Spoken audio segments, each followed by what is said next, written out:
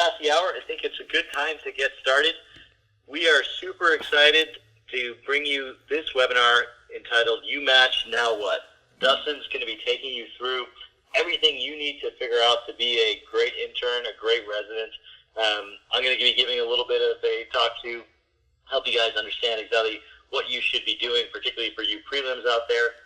But for now, I'm actually going to turn it over to Dustin and let him get started. Excuse me. On our webinar, You Match, Now What? Dustin, take it away. All right. Thank you, Sahil. I appreciate it. Now, I just realized I got the boop boop. My phone that I dialed in on is low. So if I accidentally get disconnected, I will call back in. All right. So I am Dr. Dustin Williams. Most of you probably know who I am by now. Otherwise, you wouldn't be here. But I do want to give you a little background of what I've done in my career so you know that I'm someone you should listen to. I, until January, was a clerkship director in internal medicine at the Baton Rouge General, and I was the de facto APD while Dr. Robichaud was taking some time in Connecticut as the APD at Baton Rouge General, but I was always core faculty. And I was a full-time hospitalist. As of January, I have resigned that post. But over the last decade, I've spent a lot of time learning what it is to be a good resident and a good student. And unlike most people who are humans, I have no children, no spouse. I have nothing but medical education.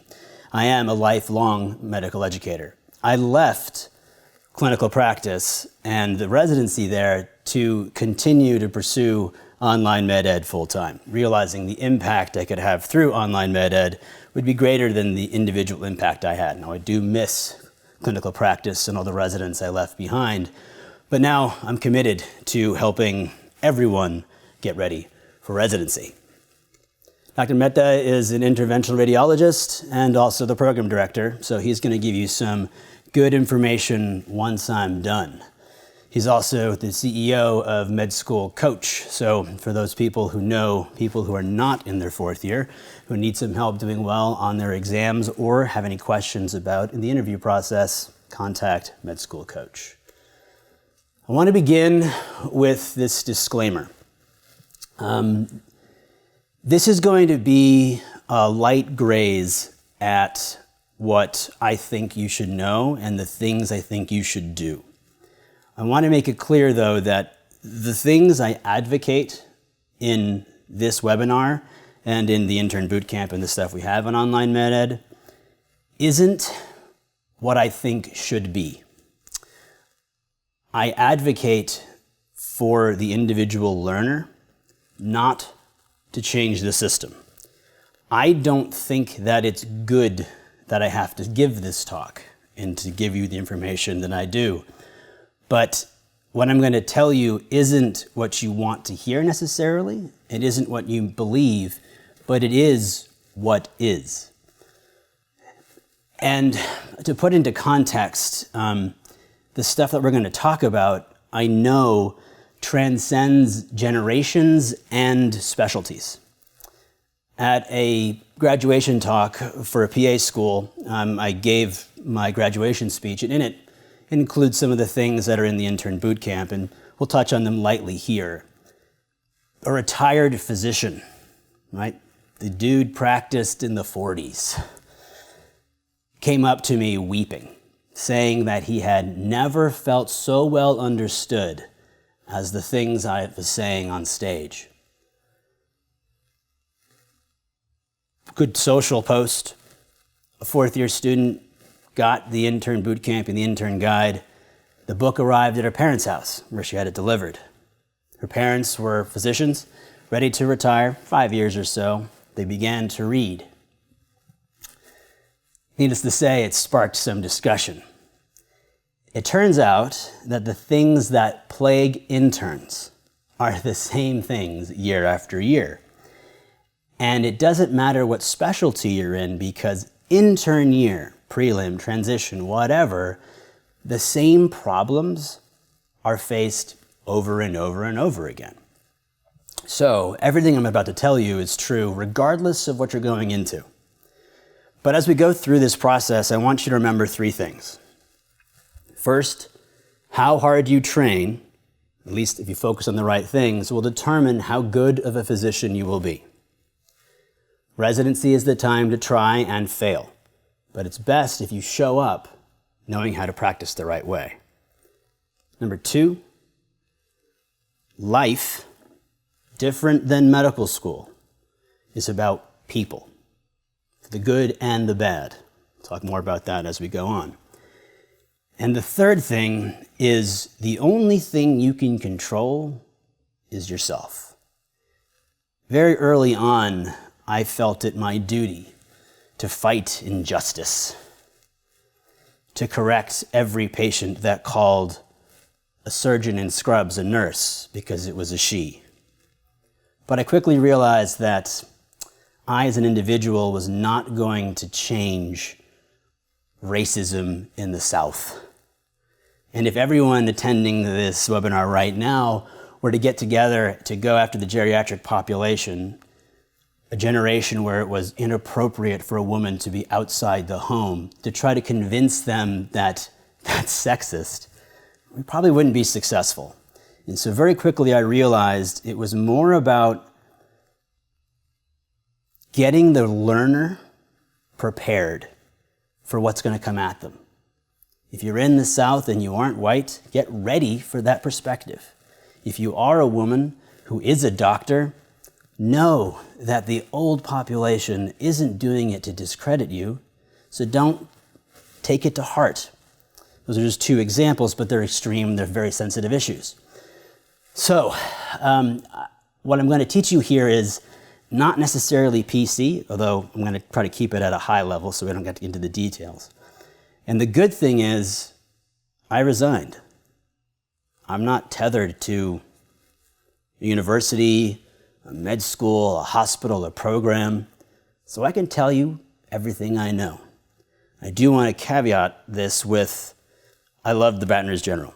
Internal medicine residency program is a great place.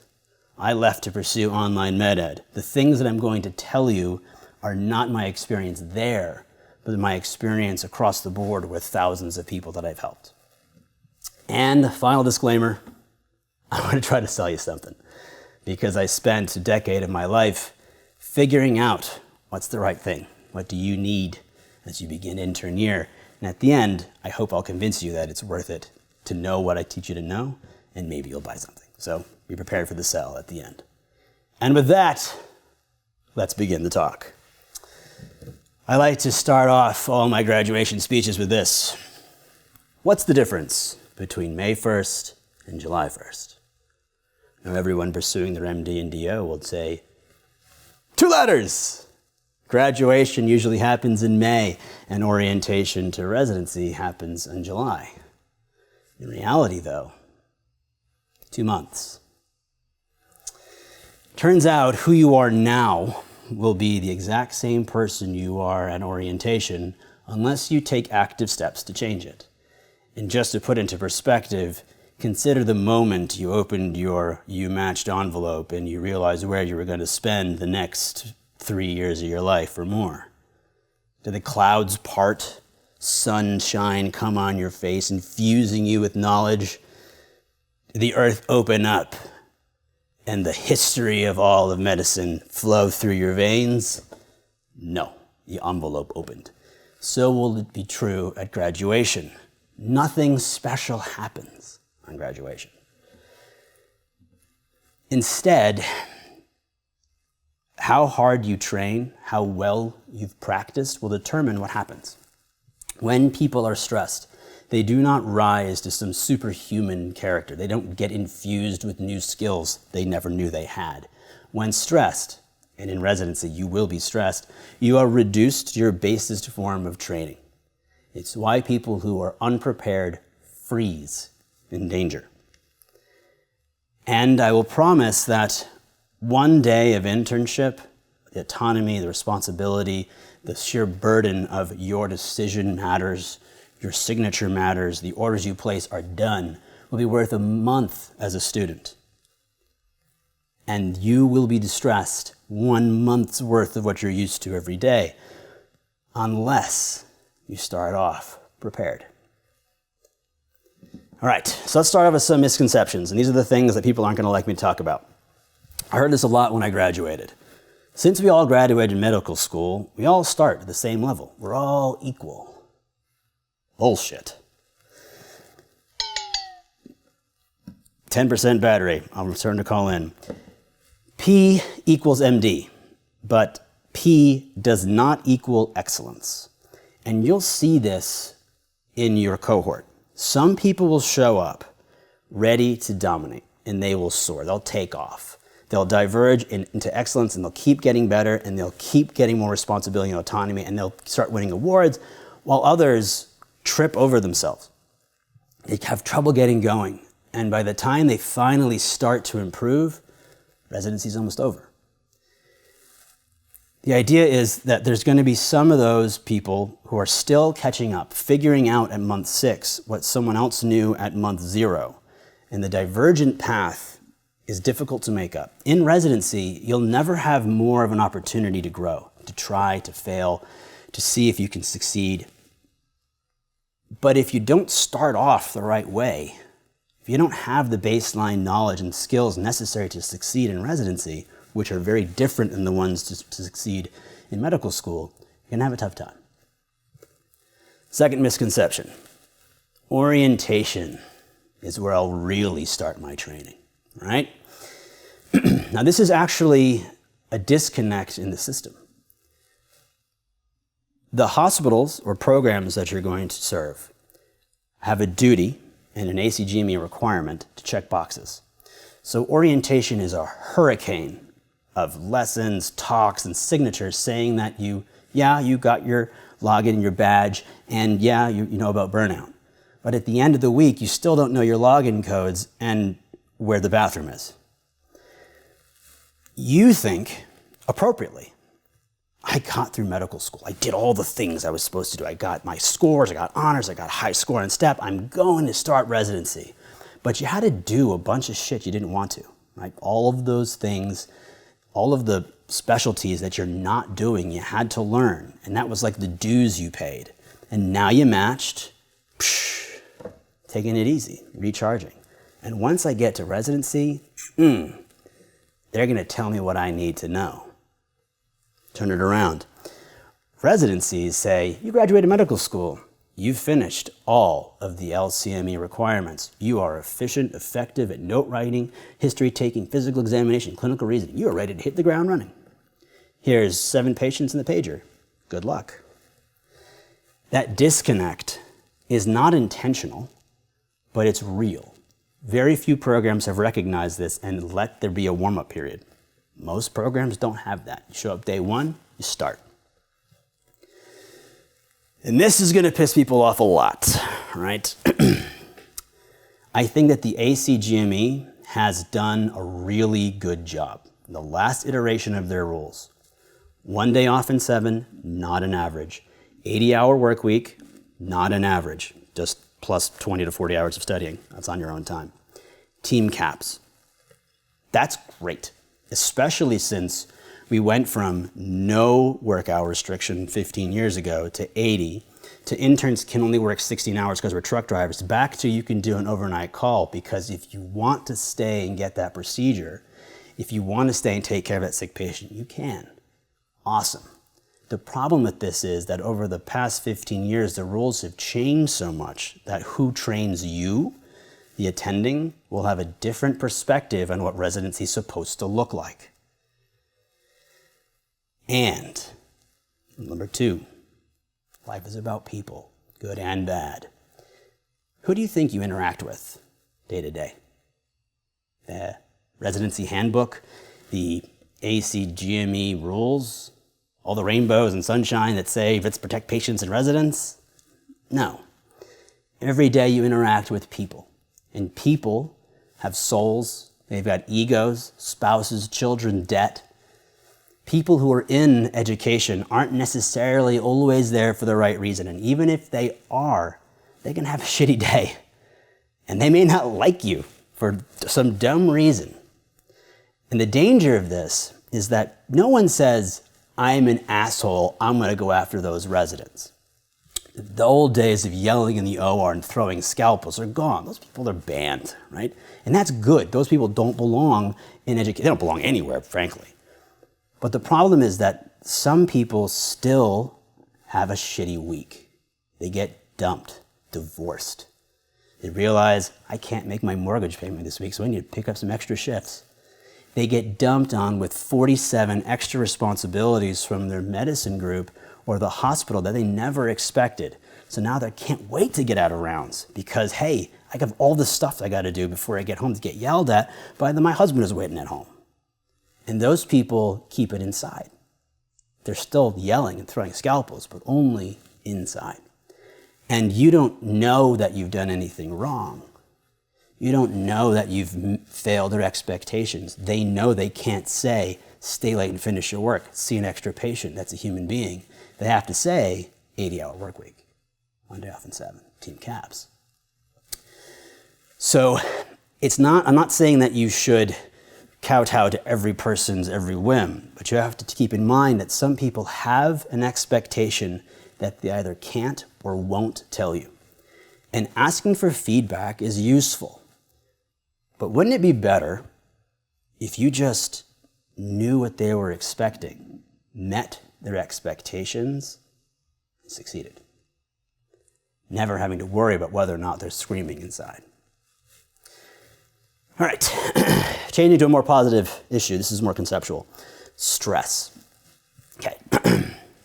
The problem with perception of residency is that everyone who gets through residency got through residency, but they had one experience.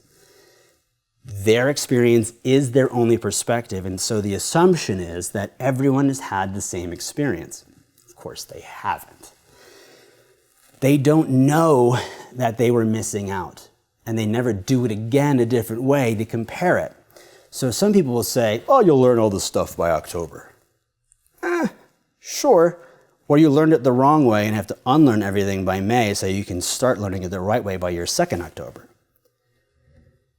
Those who start off with the easy stuff mastered start outperforming their cohort faster, get more responsibility, and grow further. And the key to this is eustress. Eustress is good. If you do all the right things and you're able to take care of 10 patients in a day and you only have 4, well, you're bored, right? You don't do anything. You don't lose, but you don't grow either. If you can only take care of 4 patients and are given 10, that's distress. That's too much work. You freak out. All you do is panic. You can't build a house if you're drowning. The key is to place yourself in eustress. You want to push yourself just to the edge of your boundaries until you adapt, then push again. Think of an 11-year-old twig of an Arnold Schwarzenegger. 11-year-old twig to Conan the Barbarian. That didn't happen in a month. That took rigorous exercise, continuous performance, pushing the limits until he was an international champion. So too do you need to do that with your mental training. Here's the problem. Eustress changes as you grow. So if you start off without having any of what I'm about to tell you about, you may only be able to handle 4 patients like you did on the subway. And it's going to take you a while to build yourself up. If you start off with all the right skills, and since year after year it's the same problem in internship, no matter what your specialty, if you just learn from the people who came before you, you figure out all the stuff, you don't waste time, energy, sleep, mental well-being on figuring out the things that have already been figured out. You can focus all of your attention and energy on the things that help you grow. And as you develop, you have to keep pushing yourself. Number 3, only you know you. You need to be able to say, this is too much work for me, I can't do it, but I want help on getting faster. I'm not getting enough work, please give me more responsibility. If you don't, really good educators, really good seniors will recognize it, but mostly what's going to happen is they'll try to split the work evenly, even if the 2 interns on a team aren't even. So you have to constantly demand more of yourself. What you want to have happen is persistent eustress, pushing your boundaries, expanding your abilities and your influence. And so by the time you graduate, you've mastered everything. Boredom won't help with that. But worse, distress is the environment crushing your abilities. All you're doing is barely surviving, and you can't be there. You avoid distress by 1, identifying you're there and asking for help, and 2, showing up day 1, having the skills necessary to avoid it. Okay, but, key to success is the recharge. Anybody who graduates from medical school and says medical school wasn't the hardest thing they've ever done has either survived cancer or is lying. And even then, it's probably med school. I promise you that residency is harder. Everything that you've done, how hard you've worked, how you think you've suffered, you have not even begun. Residency is way harder. And so you must begin with a fully charged emotional battery.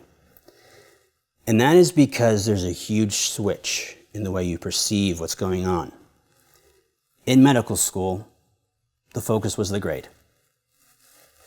Doing well on the test, getting a high score so you can get into residency.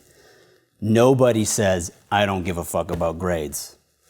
Everybody cares, even if they say it. And you know that that's the only currency in medical school. But as soon as you graduate, there's no test, there's no score, there's only effectiveness. How well you interact with other people, your peers, your senior, your attending, your patients, the ancillary staff.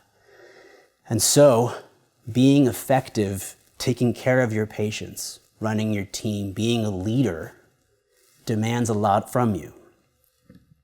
And it's true, you will never, again in your life, have as much freedom of time as you do right now between match and orientation.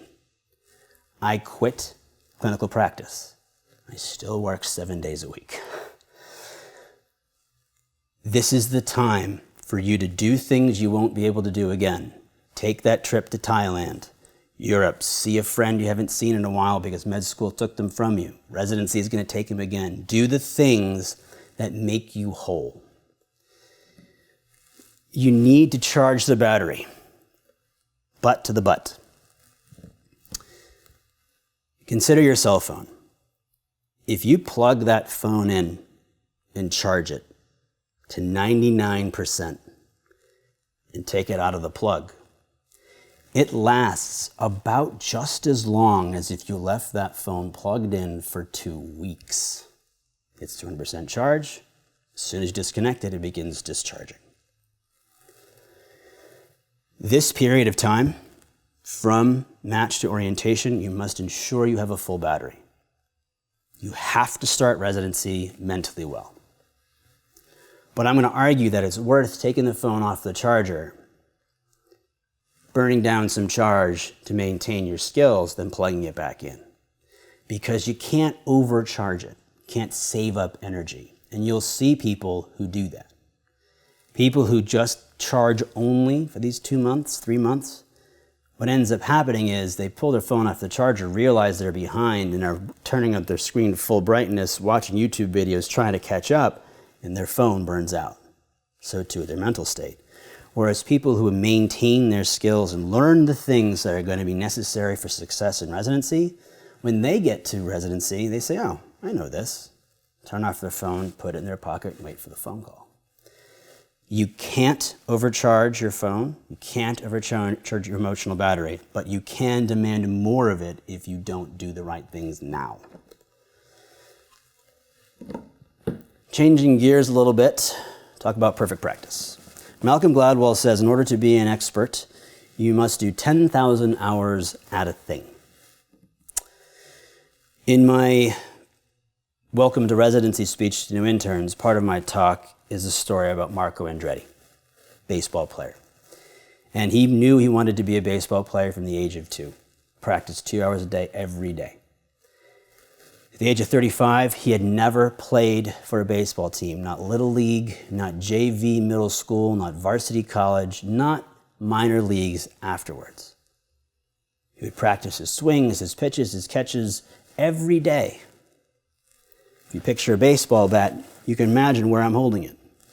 Swing, hit the ball at the big end. Good old Marco would flip it around and hold the thick end and bat backwards. Practiced 10,000 hours, didn't he? But he practiced the wrong thing the wrong way, and he got really good at sucking at hitting. That's, of course, some fabricated story. I made it up. But the point is that practice does not make perfect. Perfect practice makes perfect. Practicing a lot the wrong way makes you really good at sucking. Let's check out the hours in residency given an 80-hour work week. Let's say your residency is nice. You get that extra week off for the holidays. 3 years, 80 by 48 by 3. Wow, about 10,000 hours, huh? The astute of you out there will say, actually, that seems like a lot more than 10,000 hours. How many more is it? Given an 80-hour work week, it's 20 weeks extra. The assumption is, we've got 5 months baked into residency, right?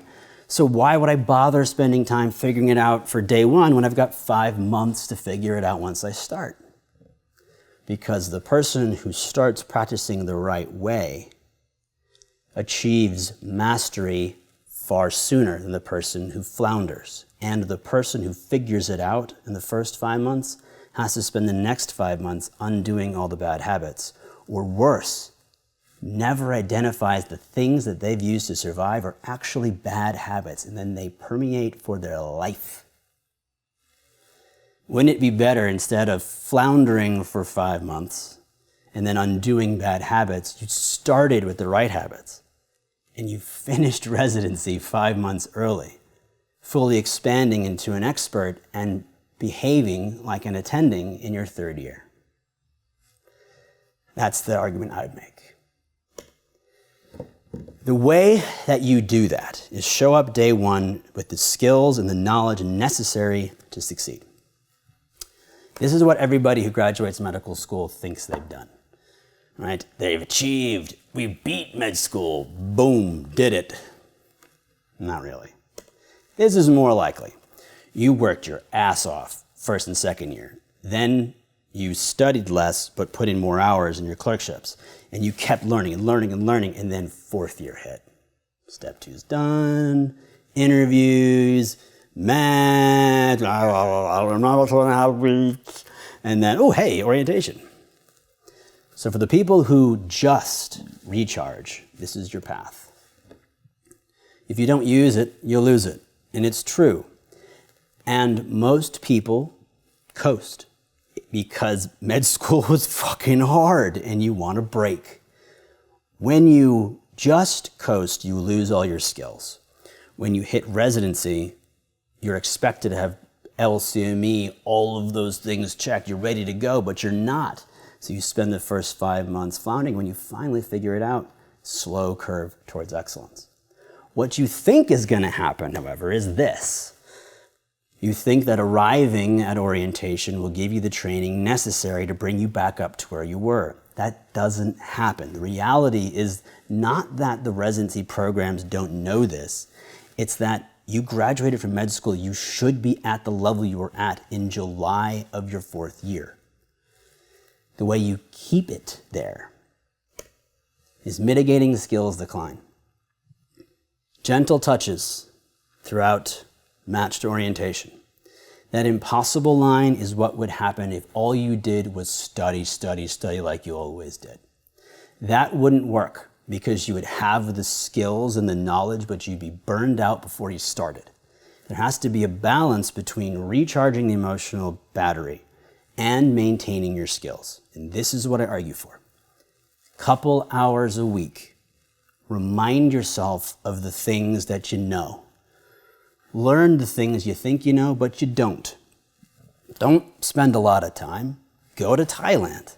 Have a beer. Go see your friend. But hey, Wednesday at 1 p.m., flip through your notes. Re-engage that material so that you know it. You don't lose it. You're not trying to learn anything new here. You just don't want to forget what you already know. And, as I'll argue, there are things that you think you know, skills that have been successful up to this point, but with the huge shift from finite games getting scores on tests to infinite games being effective taking care of patients, there are things you haven't thought of. And I'll explain some of those things with R. The last thing is the major thing, right? That's you. It's the third arch. Only you demand excellence of yourself. Only you are responsible for your own excellence. What you see on the screen is a sample of a medicine week. Now, of course, one of these days would be a day off, 1 day off in 7, but you get the idea. The yellow bars is the show up, 6 o'clock. Wake up at 5, you're at the hospital by 6. See your patients. The blue is morning report. Sit in the front row. No one's evaluating you. Most of the upper levels are running it anyway. Then you get back to the floor. And if you've got a good senior before the attending rounds, you'll spend 30 minutes flipping cards, making sure that you know everything and know what to say on rounds. And then there's attending rounds for 2 hours. But those 30 minutes and 2 hours, they're not yours. They're split between your other intern, the resident who's seeing extra patients because you're not able, the student's patients. So you really only get about 1/3 to half of that time. Just think about that. The dedicated time each day that you're getting specific feedback and evaluation from someone else is 1.5 hours. Now, of course, your senior is there for the rest of the day. If you need help, you can ask. But that senior is also taking care of another intern and 3 med students and all the patients you can't see. So who's keeping an eye on you? You are. That's a lot of white space. And there's a lot of things you're going to do. Write notes, talk to nurses, talk to patients. Things that no one is going to see you do. You have to remember this key phrase. Sloppiness metastasizes. If you take shortcuts, no one's going to know. In fact, your performance may be the same, but you'll know. And instead of growing your abilities and your influence, what you're going to do is start letting go a little bit. And it's going to suck because in the beginning, you're not used to the methods, the features, the flow of the day, and it's going to take forever. And it's going to be like, this is so much work, I don't want to do it. Because you're going to be stressed and you're adding on extra work at the beginning. But no one is going to call you out on it unless it's so flagrant that you're deficient. That's the most dangerous. You do things that aren't deficient. They're just not good. And you never know. And so all that white space means you have to maintain your own excellence. You have to maintain your own standard. When you get tired, do the right thing anyway. All right, so that was a little ditty about how I approach the match to orientation. And the key here is you want to do enough that gets you ready for internship because no one else will prepare you. You want to recharge fully, but not overcharge. Spend some of that charge maintaining your skills up to this point. There's going to be a huge shift. Effectiveness is about people. And that means you're going to have to deal with sick, wounded people, as well as sick, wounded egos of your superiors. Most people are not malignant. Most people are not out to get you. But people are people, and not everyone is fully on your side either. And lastly, because you're in residency, you can train hard. Train hard on the right things. And the things that people don't pay attention to, you should pay attention to. All right, I'm going to turn it over to Sahil to pick it up and give us a perspective from a program director.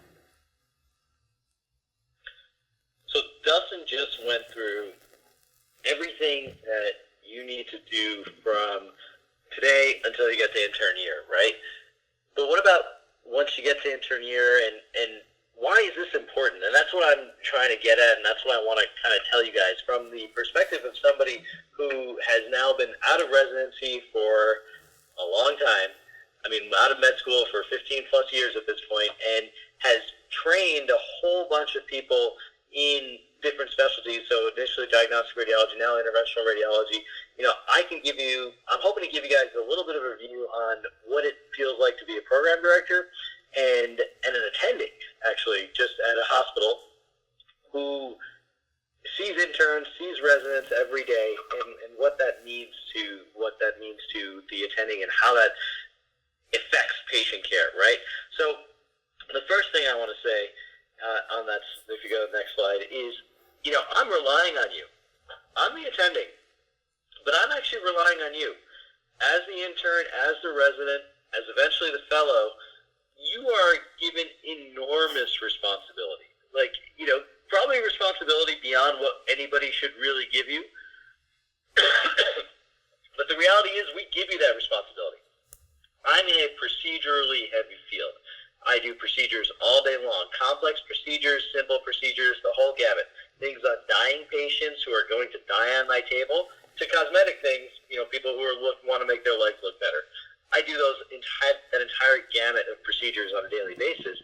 Yet, I trust my fellow, and he trusts his resident, and they trust their intern to sort of get stuff done for that patient, right?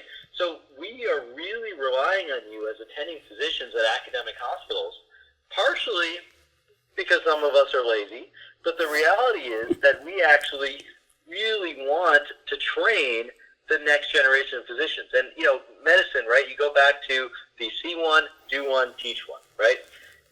You guys may have seen one so far. You probably haven't done one. Let's talk about a central line, right? You've probably seen a central line being placed in the ICU at this point if you're an MS4. Maybe you haven't placed one yet, and you're kind of itching to do that. And you're going to do that in intern year.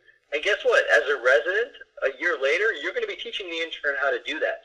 And that sort of hierarchical learning, or that see one, do one, teach one learning is so embedded in medicine that it's so important that at every single step when you're learning that you actually absorb everything you can, right? So every single time you see something done, absorb as much of it as you can. Because at the end of the day, at hospitals around the country, we're really relying on the interns and the residents to do that everyday work. Like that, it's huge. Without them, the whole ecosystem would truly collapse. So it's really important for you guys out there as MS4s, as you are transitioning to interns, to do exactly what Dustin said, which is to, make sure that your knowledge does not slip. Continually understand, continually learn. Don't cruise towards the end here, because intern year, if you go into intern year in June 1st or July 1st and say, hey, this is what I'm going to start learning, your patients are going to suffer and your attendings are not going to be happy with you. So that's one thing I'll say, right? I'm relying on you. As an attending physician at a hospital, I'm truly relying on interns and residents to help me with my daily workflow. All right. So what else? Next slide. What else am I thinking of, right? What else do I kind of tell my interns, residents, people who are on training? I say that there are a few keys to success for you as an intern. And the reality is that you, as an intern, need to understand the big picture of everything that's going on in the hospital, right? So part of what you want to learn as an intern is how to take care of a dying patient, how to talk to a family member of somebody who's sick, how to get informed consent, how to do all these different things that are sort of big picture medicine related, right? How to have end-of-life discussions. These are big picture things that you need to learn. And the more you see, again, as an MS4, going into intern year, as an intern going into residency, and the residency going into your career, the more you see of these discussions, the more you understand these big picture things, the better you're going to be as a future physician. Yet, as an intern, all those small details are incredibly important, right? So you, as the intern, are 100% responsible for the day-to-day of that patient, right? Are the right medications ordered? Did the test get ordered? Is the patient NPO the night before a big procedure? Guess who has to put that order in? You do, as the intern, right? And if you don't do it, what happens? That procedure might get delayed the next day. So these are the small details that you really have to be on top of. And so this is a little bit to scare you, which is to say that as an intern, and again, as an MS4 going into intern year, you really need to understand the big picture of medicine, but you also need to have a system to get all the small details in place. Dustin can tell you the very best interns are those who know every single detail about their patients, right? They're on top of their patients. They know, you know what, that patient's getting a colonoscopy tomorrow. I've already ordered the prep. I've already ordered the NPO status. Like they're on top of it before anybody asks you to do that, because you're thinking ahead. You know what the next steps are. And that's how you become good. So, you know, what advice do I have to give for those M4s, for you guys who are still out there? I would say, as you transition into intern year, for every single situation that you see, think about what's the big picture learning you can get, but then also think about what are the small details you get out of that. You know, what is it that patient just went through? And if it's an end-of-life discussion, that's a big picture thing. But if it's something as simple as understanding the, you know, morphine titration in a dying patient to get their respiratory status better, that's a small detail, right? So you got to learn everything on every step of the way. Lots of learning, as you guys know. As Dustin said, residency, infinitely harder than medical school, unfortunately. Okay, and my last piece of advice, and I think this is actually the best piece of advice that I can give you. So you guys out there, you know, all 400 people who are listening are going into a bunch of different specialties, right? Some of you are going into internal medicine, some of you are going to interventional radiology, others are going into surgery. Somebody's going to say, I'm going to be a cardiologist. Somebody else is going to say, I'm going to be a pediatric gastroenterologist. Here's the best piece of advice that I can give you as an MS4 who now has, April, May, June, 3 or so months left at medical school, which is go see everything you can right now. And it's easy to sort of say, okay, I'm going to go to Thailand for 4 weeks. And I get that urge. Trust me, I understand it. I was there. I probably did it. But in between those Thailand trips, what I would say is you should go and go see everything that you've never seen before, right? So if you're going to go be, let's say, a general surgeon, I want you to go see a cardiac cath, because you're never going to get that opportunity again. If you're going to be an ED doc, go see a colonoscopy, because again, you're never going to get that opportunity again to see these things that are everyday things that your patients may go through, but your specialty doesn't necessarily deal with. And it's actually uber easy to do this as a medical student, because as a medical student, the entire hospital, the entire sort of university is at your disposal. You can email anybody and show up and just say, hey, I'm a med student, I just kind of wanted to see this, and everybody will welcome you with open arms. Once you become a resident and an intern, you're not going to have time for that. You're not going to have time to get away from sort of your everyday rotations and what you have to do in the hospital. So no matter what specialty you're going into, I really think that the end of fourth year is your opportunity to go just see everything that you can. And I'm not even talking about, like, go down to the pathology lab, because honestly, I have no idea what a pathologist does on an everyday basis, and I'm actually suffering from it. Like, I do biopsies every single day, biopsies of lesions, transjugular biopsies, whatever it might be, and I send these slides over to pathology. In retrospect, I would actually love to understand what is it that a pathologist needs to see, you know, after I do that biopsy. How do they process that specimen? What is it that they look at? How big a chunk do they need? All these questions are actually difficult for me to get answers to unless I now go down to pathology. And now as an attending, I have a little bit of time for that. But as a resident and as a fellow, I definitely didn't have time to do that. So as a med student, this is your chance. So that's, I think, the best piece of advice I can give somebody who's an MS4 going into intern year, which is to utilize those last couple of months and really, honestly, exploit your medical school. Go see everything you can. You paid circa $200,000 for your education. Make the most of it. I know, again, it's easy to go to Thailand. I would do it too, and I'm fine with you doing it for a little bit, but I think when you get back, in between, you should really take this opportunity to go see as much as you can. So those are some of my pieces of advice that I can give you guys who are going into intern year. All right, so with that, I hope you believe that we're telling you the truth, and now everyone's going to go cut their Thailand trip a little short. And I don't necessarily do that. Remember, it is a balance of recharge and mitigating skills decline. The emphasis should be on recharge, but also ensure that you don't lose those skills.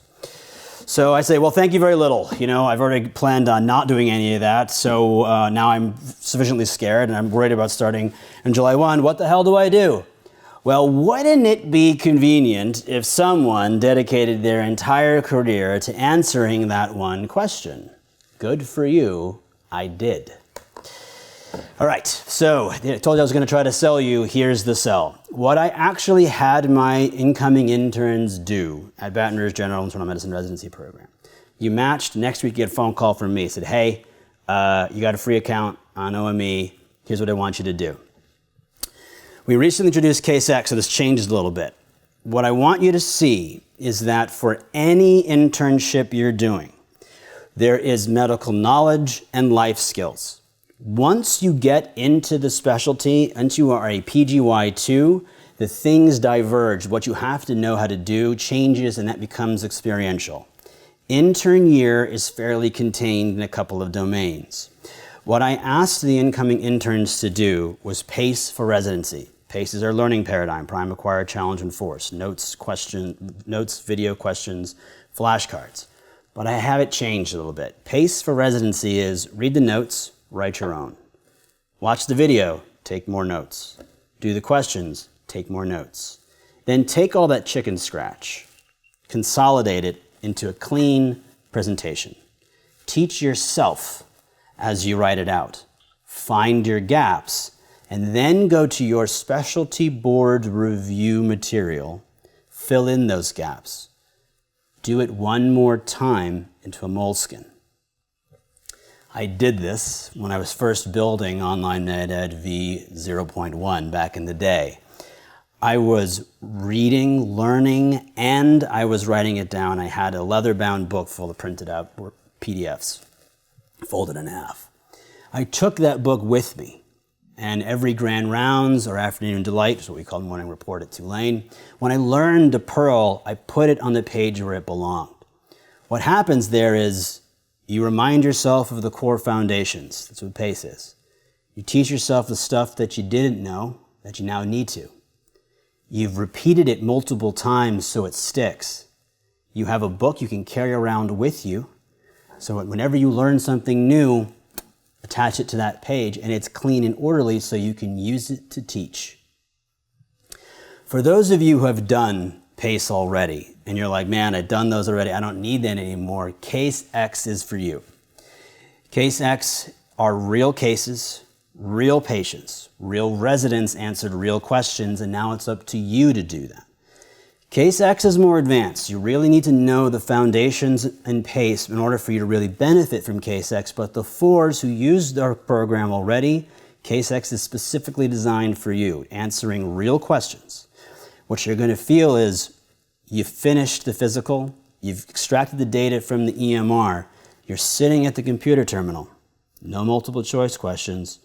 You have an option. Turn around and ask your senior for help, put in the orders yourself. That's where Case X gets you. We have material for every internship. Separately, Intern Bootcamp. This is the life skills. These are all of the things you haven't learned yet, even if you think you have. I promise you haven't, because the skill set that was successful as a medical student, that got you the grade, that got you well liked, the finite games are different moving forward. And I am personally extraordinarily proud of this. The ACP called me. They said, hey, high burnout rates, we should make an intern boot camp. They watched my boot camp and then said, why would we remake it?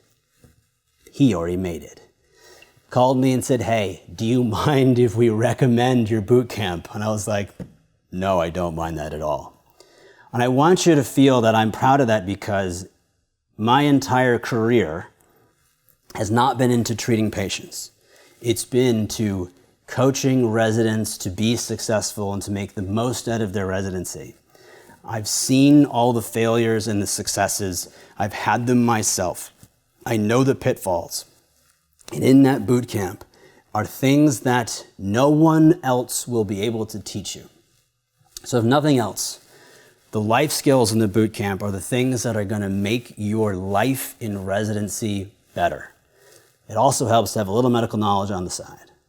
So what I recommend everybody do is either PACE residency or cases. Do that now, still like med school mode. And then right before residency begins, boot camp. Spend a month on it. 15-minute videos, there's only like 30 of them, one a day, right? There's no pace, there's no notes, there's no questions. It's just the life skills that you need to succeed. And if you do that, I promise you'll show up on day one already better off, already on a trajectory that brings you to excellence. Light years ahead of the person who just coasts and hopes that they're going to figure it out on time. That is, you matched. Now what? With the remaining time, I think we'll take some questions. Sahil, you want to moderate? There's some questions out there, and there are definitely a lot of great questions, and keep them coming. We're going to try to answer a few of them. Here's a question that just came in, and Dustin, maybe I'll shoot this one to you, which says, are there any procedures that we should master before residency? Starting an IV, putting in a Foley, doing a TIPS, anything you think about? Doing a TIPS. I think that's probably not for intern year. That's about third year in interventional radiology. I would say no unless you're in New York. New York healthcare system is good and bad in the sense that there's a dichotomy of nursing versus doctors, and they're unionized, and so the physicians the interns end up starting lines, drawing labs, and transporting patients. I think in every other healthcare system, procedures really aren't where you should be. You want to know how to do them. Unless you're a surgeon, in which case the only procedure you should know how to do is tie your knots, and you should have already tied 50,000 of them by now attached to your scrub pants. I would say no. The procedures of your profession will be taught to you early on. If you have the opportunity, as Sahil said, to get into to see something you'll never see again, but that translates into you get to do some procedures because you're about to graduate and you got a cool resident, definitely go do that. But mastery, no. You'll just have the chance to hold the needle while it drains some fluid. Yeah, I mean, I echo that. I'm not sure you can really master any procedure during your fourth year because what you should master, and this is coming from somebody who's a proceduralist and does procedures all day long, every day, is setting up for a procedure. And so if you watch and understand a good proceduralist, they will reach to their back table and know exactly where everything is and it's laid out in order. And so that's what I would say, like even starting an IV, like having everything that you need laid out in order, ready to go, is how you're going to actually do it well. So if you're fumbling around to go find the tourniquet while you have the needle in your hand, while you have a gauze and try to get the tubing together, you're going to fail. So you're not going to be able to master any procedure necessarily as a fourth year, but what you can do maybe is watch how they're done and watch how a table is set up, right? Figure out these intangible things, because that's what's going to make eventually procedural things much easier. Dustin, we got a question. Actually, this question's come up a couple times. How do you deal with overnight call? So I did overnight call as a student, and I was like, that's whatever, that's what it is. That's why I can't sleep now. I have actually pretty bad insomnia because I got really good at being awake for 36, 40 hours, whatever.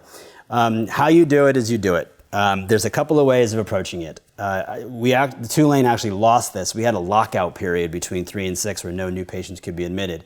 That was catch-up time or nap time.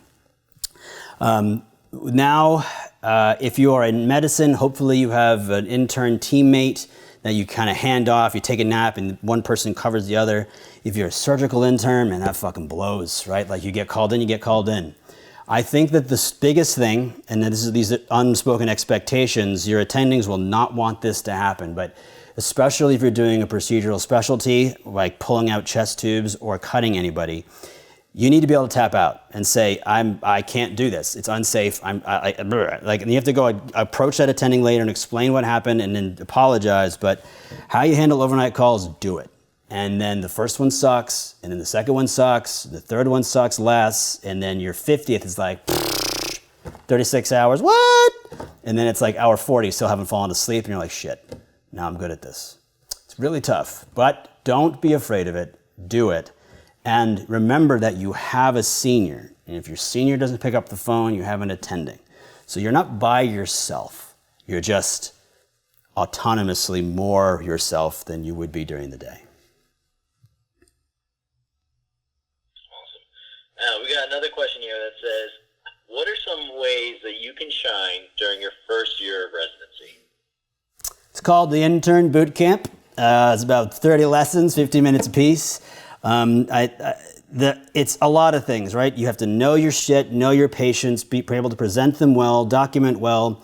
It is the Intern Bootcamp, and this is not like a plug for the cell, but really it comes down to managing yourself, managing others, managing your team, understanding the hierarchy, communication in the form of documentation and presentation. It's just all of the things that is in the Intern Bootcamp is what makes a successful intern. It doesn't matter what specialty you're in. There's so many things that answers that question, and they're all already made. Like literally, the Intern Bootcamp initially was created by me because I was tired of saying the same thing month 6 that I did month 1 because I haven't rotated with that intern yet. It's the same things that come up over and over and over and over and over again. I was tired of saying them, so I was like, here's a video you can watch. And then it turns out that that's true across the board. So literally, that's why that program exists, to help you shine as an intern. Because if you do those things and someone else doesn't, people are going to be like, damn, that's awesome. And that guy's like, what's wrong with you by comparison, right? But really, the person who didn't do it just like is like everyone else and you're way above. I mean, I'll add one thing, which is I think that an awesome first-year resident is efficient. Like efficiency, and I'm sure this is definitely in boot camp. Mm-hmm. Efficiency is what like makes or breaks somebody. Because the reality is that while we expect you to know things, while we expect you to make medical decisions, much of what you do as an intern, particularly in those first couple of months, is not necessary.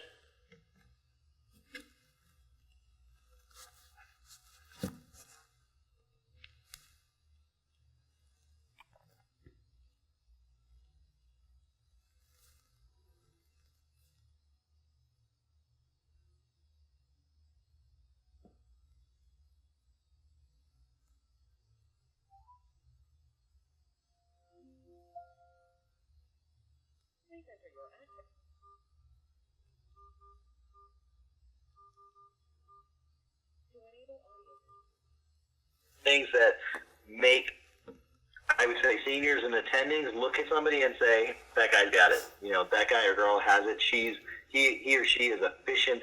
They know how to get shit done. And, you know, I can't stress that enough, because if you're bumbling, if you're fumbling, it's going to suck. You know, and even if you have the most medical knowledge in your entire class and you're slow, you don't get your shit in, you haven't signed your notes, you haven't, signed them off, that's what's going to piss people off, and that's what's going to get you unnoticed or noticed in the wrong way.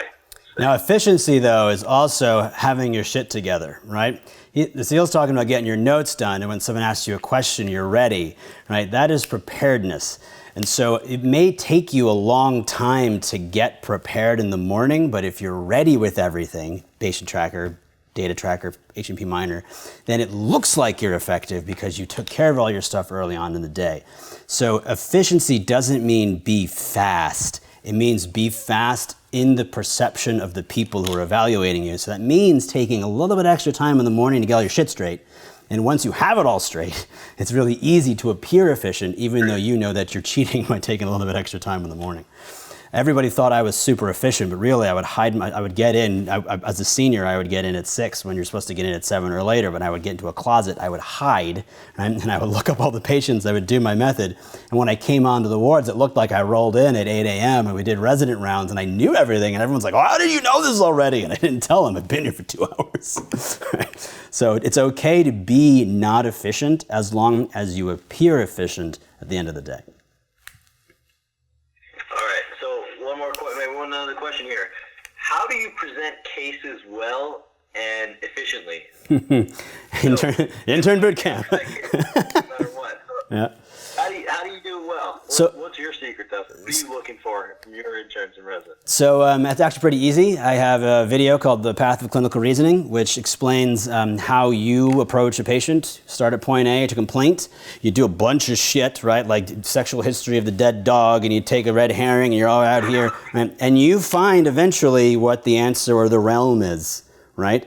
You went from here to here. But the circuitous route you took, don't take me down that route. I don't want to hear that. You know where you went. So when you began, you didn't know what was relevant because you didn't know where you're ending up.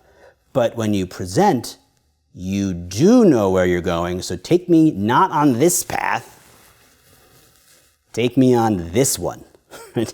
That is the art of clinical reasoning, how to present in H&P, how to present on daily rounds, and how to present old patients as new. 4 videos in the Intern Bootcamp, which cover specifically that. And the biggest thing is, even if you listen to my way, which is obviously the right way, if someone else tells you to do something differently, do what you're told.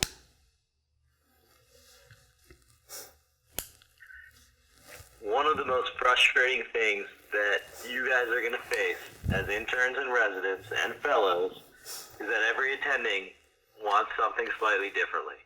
Yep. And that's the reality of medicine.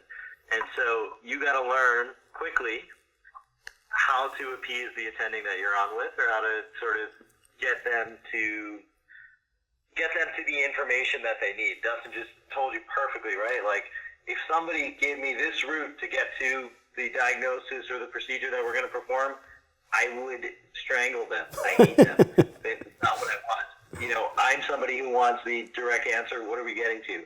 But there are my partners and colleagues who may want a whole lot more information. So that's one of the most frustrating things, I would say, about internship and residency, is that you have to know your patient, you have to know your stuff, you have to know everything, and then you have to know how the attending wants it presented, or how the attending who you're working with likes the information fed to them. And hopefully you learn that if you're on medicine within the first day on rounds, within the first 3 patients, right?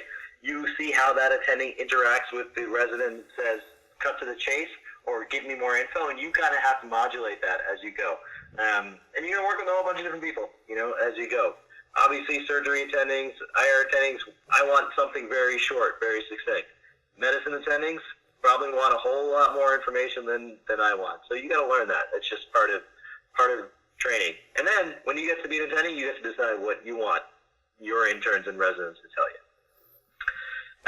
So Dustin, there's a bunch more questions here about PACE and Case-X, and you know, sort of what you should do. So I think it probably would benefit everybody for you just to go through one more time what you feel like they should do from now, April, MS4, sure, to intern year.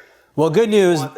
Right, sure. The PACE for Residency video on the Intern Bootcamp is free. It actually highlights exactly what to do. We'll send out a link to all the attendees.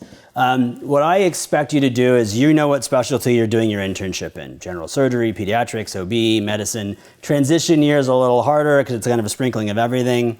But what I suggest you do is go to the core MS3 content. If you're not familiar with it, haven't seen it lately, get a premium subscription for a short course. Decide which lessons you're going to do. Medicine's got 60, surgery's got 50, OB's got 40, PED's got 25. Do one a day. And one is about 2 hours. Right? You read the notes, chicken scratch of your own notes. Watch the video, a separate set of chicken scratch. Do the challenge questions, separate set of chicken scratch. Take your chicken scratch and turn it into a clean note set. But then walk yourself through your own notes as though you were teaching it. When you go, I don't actually know how that connection is made, or I don't want to know that detail, go look it up in a review source for that specialty. For medicine, it's MixApp. Fill in those gaps. One more time, take a moleskin, open it up to a page, translate all of that clean notes with the additions from your research onto the page. You do that once a day for your specialty. Takes about a month, maybe a month and a half. And then 20 days before orientation, Intern Bootcamp. 30 videos, 15 minutes a pop, real easy to get through. There's no notes, no questions. Just watch, learn, absorb. Be like, obviously I know that, but you didn't until I told you. So PACE or Residency is the medical knowledge content leading up to the 2-3 weeks before orientation starts. That's when you should really hammer in Intern Bootcamp. If you are the type of person who already did OnlineMedEd Premium. You're like, I've got all those notes already done. Now what do I do? Read through them once, do cases. Same thing, one a day, one every 3 days. Build out a schedule so that you constantly make contact with medical content. 3 weeks before, boot camp. Awesome. So that's some great advice. Hoping everybody follows it, because then you can be a kick-ass intern, right? That's right. So we're coming up on the hour here. I think it's probably a good time to sort of wrap up. Hope everybody enjoyed this. I got some great information about it. Kind of excited to be an intern again, but not really. That was No, never again. much happier to be where I am. I'm sure Dustin's much happier to be where he indeed. is. But for you guys who are going through this, good luck. It's an awesome experience at the end of the day. It is. That's actually really important, right? Like all of the fear I've instilled and the way you want to be better, blah, blah, blah. You're going to live with the group of people for at least 3 years. And these people are going to be your family. Yeah, it's going to be hard. You're going to lose a patient. You're going to suck. You're going to do poor on an in-service exam. You're going to do great. You're going to do amazing. You're going to save lives. You're going to lose lives. It's totally worth it on the other side. Right? If I didn't have OnlineMedEd, I wouldn't have left Everett practice. So I think that it is entirely worth all of the effort and all of the fear and all of the anxiety, because when you get good at it and it flows and you're no longer anxious, you just get excited about it, the payoff is huge. And I think I'll close with this. And it's the same thing. It's the inscription on the back of the intern guide. It's something that I end all of my graduation speeches with. Whenever you're worried about yourself, or like you question whether your choice or whether you see someone happier than you at a time, or whatever, blah, blah, blah, blah, blah, always remember why it is we do what we do. Cure the sick, mend the wounded, and comfort the dying. No better purpose than medicine. Good luck, guys. Good luck, everybody. Good night.